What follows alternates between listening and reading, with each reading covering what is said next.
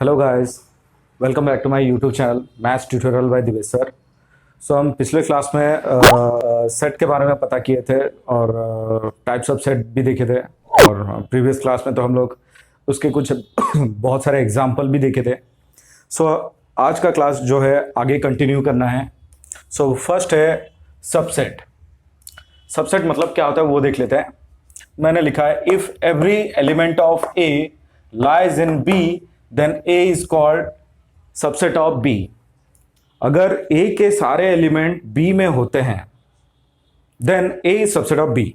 जैसे कि for example मैं यहां पे देता हूं, लिखता हूं, अगर ए तुम्हारा है, लेट ए तुम्हारा है, ए इज इक्वल टू 1 2 है और बी तुम्हारा है दैट इज 1 2 3 4 एक्स्ट्रा बी है।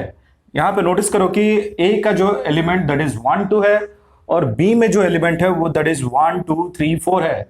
तो ए के सारे एलिमेंट क्या है, बी के अंदर है, कुछ एक्स्ट्रा भी है, चलेगा। तो उस केस में हम लोग क्या बोल सकते हैं कि ए सबसेट ऑफ बी बोल सकते हैं। क्लियर है? नेक्स्ट मैंने यहां पे किस तरह से डिनोट करते हैं, that is it is denoted as A subset of B.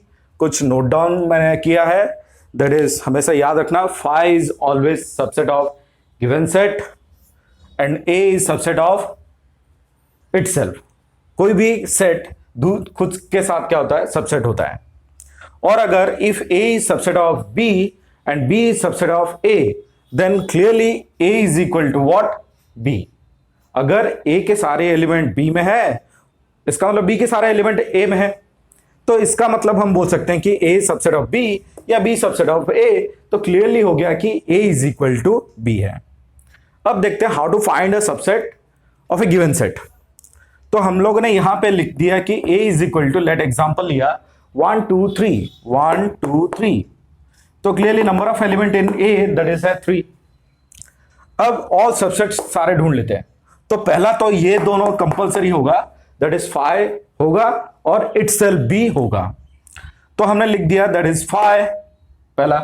अब क्या करना है, ट्रिक है, दैट इज सिंगल सिंगल लिखो, इसको सिंगल लिखो दैट इज 1, फिर इसको सिंगल लिखो दैट इज 2, इसको सिंगल लिख दो दैट इज 3, फिर डबल डबल करो दैट इज 1 2, फिर 1 3 1 3, फिर 2 3, इस तरह से करो। ठीक है, फिर दो दो हो गया, फिर 3 एक साथ ले लेना है दैट इज 1 2 3, ये आ गया।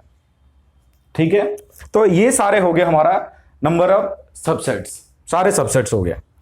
तो अब क्वेश्चन है कि नंबर ऑफ सबसेट फॉर्मूला है that is 2 to the power n। यहां पे हमारा n है 3, तो पुट कर देंगे that is 2 to the power 3 that is 8। अब काउंट करके चेक कर लेना है 8 है या नहीं, दैट इज 1 2 3 4 5 6 7 8। क्लियर है? आराम से हो जाएगा। लेट अगर हमें मैंने यहां पे लिखा तो नहीं है, लेकिन लेट अगर a इज इक्वल टू, मैंने लिखा 1 2 3 4। ठीक है, 1 2 3 4। तो इसमें n number of element in a clearly है 4, मतलब हमारा होगा that is 2 to the power 4 that is 16 होगा। तो हमें करना क्या है, किस तरह से करना है आपको मैं बता देता हूं। यहां पे लिख देता हूं, ये याद करके लिख लेना है। अगर a हमारा है 1 2 3 4, ठीक है, तो हमें क्लियरली पता है दैट इज 16 होने वाले हैं। तो पहले हम लोग कर लेंगे दैट इज, पहला तो 5 लिख देंगे, फिर सिंगल सिंगल करेंगे दैट इज 1, फिर 2, फिर 3, फिर 4। नोटिस करो सारे सिंगल हो गए। अब डबल डबल करेंगे दैट इज 1 2 1 3 1 4। ट्रिक फॉलो करना, पैटर्न फॉलो करना, 1 के साथ 2, 1 के साथ 3, 1 के साथ 4, नहीं तो मिस हो जाएगा। That is 1 2 1 3 1 4। ठीक है, फिर 2 के साथ लेना भी 2 3 2 4, दैट इज 2 3 2 4। ठीक है, अब लेना है, ये सारे हो गए 2 2 वाले हो गए। अब 3 3 एलिमेंट लेने हैं दैट इज 1 2 3। तो लिखते हैं फर्स्ट दैट इज 1 2 3 1 2 3, फिर 1 2 4 1 2 4, फिर 1 और 2 के साथ हो गया। अब ये ले लेते हैं 1 3 के साथ ले लेते हैं दैट इज 1 3 4। ठीक है, फिर 1 3 के साथ हो गया, अब 2 3 4 फाइनल 2 3 4, अब पूरा एक साथ लिख दो, दैट इज 1 2 3 4 1 2 3 4। तो अब हम क्लियर है कि यहां पे 16 एलिमेंट होने चाहिए, 16 सेट होने चाहिए, दैट इज 1 2 3 4 5 6 7 8 9 10 11 12 13 14 15। देखो कुछ मिस हो गया, तो चेक करो क्या मिस हो गया। यहां पे देखो 1 2 है, 1 3 है, 1 4 है, फिर 2 3 2 4, लेकिन मैं एक भूल गया हूं, दैट इज 3 4, तो यहां पे लिख दो दैट इज 3 4। तो पूरे क्या हो गए, 16 आ गए। ठीक है, next power set. Power set का मतलब होता है the set of all subset of a given set. Given set दिया है, उसके सारे सबसेट ढूंढ लेंगे, है ना, फिर उसको एक ब्रैकेट दे देंगे, कर्ली ब्रेसेस दे देंगे, वो हो गया हमारा power set of given set. जैसे कि यहां पे हमने सारे सबसेट ढूंढ लिए हैं, लेकिन अगर हम इसको कर्ली ब्रेसेस के अंदर रख लेते हैं तो ये हो जाएगा हमारा power set of A. I think clear हो गया होगा। नेक्स्ट कुछ नोट डाउन कर लेते हैं, कुछ फॉर्मूले हैं, that is number of subsets. Formula तो हमने बता दिया, that is 2 to the power n। Number of non empty subset, non empty मतलब एम्प्टी सेट को हटा देना है। देखो यहां पे एम्प्टी सेट 5 है, यहां पे भी ऑलवेज एम्प्टी सेट आता है, तो उसको हटा दो, तो एक तो हमेशा आ रहा है, तो एक हटा दो तो बचेगा, that is 2 to the power n था, एक हटा दिया तो मिल गया हमें 2 to the power n minus 1। Next है number of proper subset. Proper subset मतलब फाइ और इटसेल्फ को हटा दो, सो फाइ इटसेल्फ ये दोनों हट गया, दो ही हट रहा है, यहां पे भी फाइ और इटसेल्फ दो हट रहा है, तो दो माइनस कर दो, that is 2 to the power n minus 2। Clear हुआ। नेक्स्ट कुछ नेचुरल कॉमन सेट लेते हैं, दैट इज n, हमें पता है नेचुरल नंबर है 1 2 3 अप टू इन्फिनाइट है। z that is set of integer है 0 1 2 3 4 infinite, -1 -2 -3 up to minus infinite. q that is rational number p by q form which include z, सारे p by q form होंगे और उसके साथ साथ z होंगे, क्योंकि इसके डिनोमिनेटर में क्या होता है, कुछ नहीं मतलब 1 ही होता है, तो ये सब भी क्या है, q रेशनल नंबर आ गए हैं। ठीक है, नेक्स्ट है रियल नंबर, ये सबको काउंट कर लेंगे plus all of the above and irrational number. ठीक है, और इररेशनल नंबर भी काउंट कर लेंगे, तो ये सारे को मिला के क्या हो जाएगा, रियल नंबर।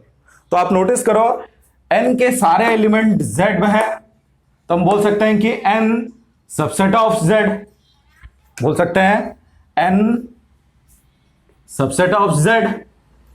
z के सारे एलिमेंट q में भी है, हाँ, क्योंकि हमने बोला कि b by q form which include z भी है उसके अंदर, तो सारे एलिमेंट z q में है, तो हम बोल सकते हैं z सबसेट ऑफ q। ठीक है, और q के सारे एलिमेंट r के अंदर है, तो हम बोल सकते हैं कि q सबसेट r। तो सिंपल सा बन रहा है n subset of z subset of q subset of r, या आप बोल सकते हो कि n subset of q n subset of r, even आप लोग बोल सकते हो कि z subset of q z subset of r and q subset of r, सारे चीज हो रहे हैं। ठीक है, नेक्स्ट कुछ सिंबल। अब मैंने कुछ एक सेट लिया, that is a is equal to 0, फिर ब्रैकेट 1 2 फिर 3 4 5, ये सब लिखा। अगर मैं 0 लिखता हूं और डैश देता हूं a, तुम्हें पुट करना है belongs to, not belongs to, subset of, not subset of put करना है। ठीक है, तो 0 क्योंकि इसके अंदर है तो हम इसको बोल सकते हैं बिलोंग्स टू a। फिर नोटिस करो 1 2 1 2 ये कॉमा के अंदर प्लेस है, तो 1 2 एक एलिमेंट हो गया, तो एलिमेंट हो गया तो हम बोलेंगे subset of A, sorry belongs to A. लेकिन वही 1 2 लिखता हूं और उसके ऊपर कर्ली ब्रेसेस डाल देता हूं, तो सबसेट हो जाएगा सबसेट ऑफ ए। वही 0 लिखता हूं और उसके बाहर कर्ली ब्रेसेस डाल देता हूं, तो हम बोल सकते हैं कि सबसेट ऑफ ए। यहां पे देखो 7 है ही नहीं, तो हम बोलेंगे कि 7 नॉट बिलोंग्स टू ए। यहां पे 7 के साथ साथ अगर कर्ली ब्रेसेस डाल देते हैं तो 7 तो है ही नहीं, कर्ली ब्रेसेस डाल दिया तो मतलब सेट हो गया। तो सेट और ये भी सेट, उसके अंदर ये दोनों में से कोई एक लगेगा, बट ये तो अंदर नहीं है, इसलिए नॉट सबसेट ऑफ ए लिख सकते हैं। सो नेक्स्ट सेगमेंट है हमारा Venn diagram. It is developed by John when और उनके नाम पे ही वेन डायग्राम है। लेट अगर मैं एक यूनिवर्सल सेट लिया 1 से लेकर 10 तक और ए लिखा 1 2 3 और उसको डायग्राम में रिप्रेजेंट करूंगा तो इस तरह से ये हो गया हमारा एक रेक्टेंगल ले लेंगे यूनिवर्सल सेट को, और ए को सर्कल लिया मैंने और ए के अंदर लिखा मैंने दैट इज 1 2 3 और रेस्ट सर्कल के बाहर लिखा दैट इज 4 5 अप टू 10 तक। ये हो गया हमारा वेन डायग्राम। नेक्स्ट है joint set and disjoint set, दोनों को मैं बता रहा हूं। जॉइंट सेट किसे कहेंगे? इफ देयर इज कॉमन, अगर कोई कॉमन रहेगा तो हम उसको जॉइंट सेट कहेंगे। जैसे कि U हो गया हमारा 1 से लेकर 10, A हो गया हमारा 1 2 3 4, B हो गया हमारा 3 4 5 6। तो नोटिस करो यहां पे कुछ कॉमन है, दैट इज यहां पे 3 4 है, यहां पे भी 3 4 है। अगर कॉमन रह गया तो हम उसको बोलेंगे जॉइंट सेट कहेंगे। तो उसके अकॉर्डिंग डायग्राम बना लिया, रेक्टेंगल ले लिया दैट इज U, और एक सर्कल लिया, दूसरा सर्कल, और सर्कल के बीचों बीच जो कॉमन है उसको लिख दो दैट इज 3 4, और ए के साइड में है 3 4 छोड़ने के बाद 1 2 बचा, यहां पे लिखो, और 3 4 बी के साइड 3 4 छोड़ने के बाद 5 6 बचा, बी के साइड लिखो, ठीक है। और बाकी सब यहां पे लिख दो दैट इज 7 8 9 10, 10 तक लिया इसलिए 10 तक लिखना है, ठीक है। नेक्स्ट है हमारा डिसजॉइंट सेट। सिंपल सा मीनिंग है दैट इज नो कॉमन, दोनों के बीच में कोई कॉमन नहीं होना चाहिए। लेट U हो गया हमारा 1 से लेकर 10, A हो गया 1 2 3, B हो गया 4 5 6। तो क्लियरली देख पा रहे होगी कि यहां पे कुछ कॉमन नहीं है, तो कॉमन नहीं है तो हम इसको बोलेंगे डिसजॉइंट सेट। और डायग्राम हमें क्या करना है, दोनों को अलग अलग ड्रॉ करना है, मतलब A थोड़ा सा इस तरफ, B इस तरफ। तो ये हो गया 1 2 3, B हो गया 4 5 6, रिमेनिंग पार्ट को हम बाहर के साइड लिख देंगे दैट इज 7 8 9 10, ठीक है। नेक्स्ट है हमारा operation on set. So operation बहुत सारे हैं, एक एक करके देखते हैं। सो पहला है यूनियन। यूनियन को हम एक वर्ड से पता कर लेंगे दैट इज और, जनरली यहां पे लिखा रहेगा, ठीक है। या यूनियन का मतलब होता है कंबाइन कर लेना, जो भी है सारे को कंबाइन कर लो, ठीक है। Denoted as A union B, read as A union B, और ए यूनियन बी को हम लिखते हैं दैट इज प्रॉपर्टी मेथड में लिखते हैं x such that x belongs to A और x belongs to B। x belongs to A होगा और x belongs to B होगा। तो वेन डायग्राम ड्रॉ करते हैं और ऑपरेट करते हैं इसे। U इज इक्वल टू 1 से लेके 10 ले लिया हमने, A लिया 1 2 3, B लिया 3 4 5। तो आप लोग खुद ही बताओ क्या ये जॉइंट है या डिसजॉइंट है। तो नोटिस करो यहां पे 3 है, यहां पे भी 3 है, तो दोनों के अंदर कॉमन आ गया। अगर कॉमन आया तो जॉइंट सेट है, तो क्लियर हो गया। तो 1 2 3 यहां पे हो गया 3 4 5, और A यूनियन B करेंगे तो A यूनियन B मैंने बोल दिया कि कंबाइन कर लो बस।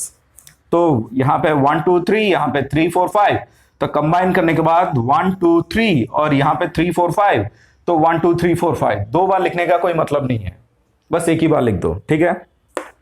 तो इस तरह से ड्रॉ करेंगे। U हो गया जॉइंट सेट तो हमें बना दिए हैं, जो कॉमन होगा पहले अंदर लिख देना, और बाकी जो रेस्ट होगा यहां पे A साइड में, और 3 को छोड़ने के बाद जो रेस्ट बचा B साइड में। कंबाइन करने के बाद आ गया 1 2 3 4 5, तो ये पार्ट हो गया हमारा that is A union B। बाकी जो बचा ये पार्ट के बाहर लिख दो दैट इज 6 से लेकर 10 तक। ये हो गया हमारा first operation that is union. कुछ प्रॉपर्टी देख लेते हैं। फर्स्ट प्रॉपर्टी है A यूनियन B करेंगे और या फिर B यूनियन A करो, दोनों सेम ही है, तो इसको हम बोलेंगे कम्यूटेटिव प्रॉपर्टी। फिर A union B union C, या A यूनियन B करो फिर यूनियन C करो, एक ही बात है, तो हम इसको बोलेंगे एसोसिएटिव प्रॉपर्टी, ठीक है। फिर A यूनियन फाई करो या फिर फाई यूनियन A करो, दोनों ही केस में आएगा A, तो हम इसको बोलेंगे लॉ ऑफ आइडेंटिटी। सेम जो लिया वही आ रहा है, इसलिए हम इसको बोलते हैं लॉ ऑफ आइडेंटिटी। नेक्स्ट है ए यूनियन ए करोगे, ए को ए के साथ ही कंबाइन करोगे तो ए ही आएगा, तो हम इसके इस तरह लॉ को बोलते हैं आइडेम्पोटेंट, ठीक है। नेक्स्ट है यू यूनियन ए, यू को ए के साथ कंबाइन करो तो यू ही आ जाएगा, पूरा आ जाएगा, तो हम इसको बोलेंगे law of universal, that is you. तो ये हो गया हमारा 5 प्रॉपर्टीज फर्स्ट के। नेक्स्ट ऑपरेशन है दैट इज इंटरसेक्शन। इंटरसेक्शन में एक वर्ड रहेगा दैट इज एंड, या इसका मतलब है कॉमन, कॉमन लेना है, ठीक है। And denoted as A intersection B, और इसको अगर प्रॉपर्टी मेथड में लिखते हैं A intersection B is equal to X such that X belongs to A में होना चाहिए, and X belongs to B, A में भी होना चाहिए, बी में भी होना चाहिए। यहां पे ए में भी हो सकता है, बी में भी हो सकता है, और ठीक है। तो यहां पे नोटिस करो, यहां पे एंड यूज हो रहा है और यहां पे यूज हो रहा है और, ठीक है। तो ए यूनियन बी में और, ए इंटरसेक्शन बी में एंड, याद रखना। यहां पे फिर से हम वेन डायग्राम में ड्रॉ करते हैं, दैट इज यू लिया 1 से लेके 10, ए लिया 1 2 3, बी लिया 3 4 5, तो कॉमन क्लियरली आ रहा है 3, तो मतलब जॉइंट सेट है, और कॉमन पार्ट में 3 लिख देंगे, बाकी सेगमेंट में 1 2, इसके बाकी सेगमेंट में 4 5। अब ए इंटरसेक्शन बी हमने लिखा है कि कॉमन ले रहा है, तो कॉमन है हमारा 3, ठीक है। तो 3 तो ये सेगमेंट है, तो ये सेगमेंट को हम बोल देते हैं that is A intersection B, ठीक है। नेक्स्ट है इसका कुछ properties again, that is A intersection B is equal to B intersection है ऊपर वाले की तरह, तो हम इसको बोलेंगे कम्यूटेटिव।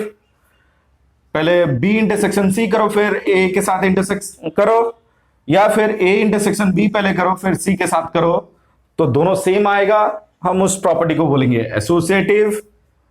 फिर फाई को ए के साथ इंटरसेक्ट करो या फिर ए को फाई के साथ करो, फाई के अंदर कुछ नहीं है, ए में जो भी है, तो दोनों के अंदर कुछ कॉमन तो नहीं है, तो सिंपल सा है दैट इज फाई, कुछ कॉमन नहीं है मतलब फाई, तो इसको हम बोलेंगे लॉ ऑफ फाई। फिर ए को ए के साथ इंटरसेक्ट करो तो दोनों में सेम ही कॉमन है, तो ए ही आ जाएगा, इसको हम बोलते हैं आइडेम्पोटेंट। नेक्स्ट यू को ए के साथ करो, नोटिस करो यू को ए के साथ, यू में है 1 2 3 अप टू 10, ए में है 1 2 3, तो कॉमन क्या आ गया 1 2 3 ना, 1 2 3 मतलब हम लिख सकते हैं ए, क्लियर आई नहीं, तो हम इसको बोलेंगे लॉ ऑफ यूनिवर्सल। नेक्स्ट है A union B intersection C, दूसरा है A intersection B union C. Notice करो ये डिस्ट्रीब्यूट, इसको हम बोलते हैं डिस्ट्रीब्यूटिव लॉ, ठीक है। तो ए यूनियन बी करेंगे, फिर ए यूनियन सी करेंगे, और दोनों के बीच में ये साइन डाल देंगे दैट इज इंटरसेक्शन। सेम नीचे वाला यहां पे जो रहेगा वही दोनों के साथ करना है, that is A intersection B, फिर A intersection C, A intersection B, A intersection C, notice करो, और बीच में जो साइन है वही डाल देंगे दैट इज यूनियन, तो हम इसको बोलेंगे इंटरसेक्शन ओवर यूनियन, ठीक है। इसको बोलते थे यूनियन ओवर इंटरसेक्शन, दोनों को हम बोलेंगे डिस्ट्रीब्यूटिव लॉ, क्लियर है। सो आज के लिए इतना ही, so thanks for watching my class, और नेक्स्ट सेगमेंट के लिए बने रहना मेरे साथ।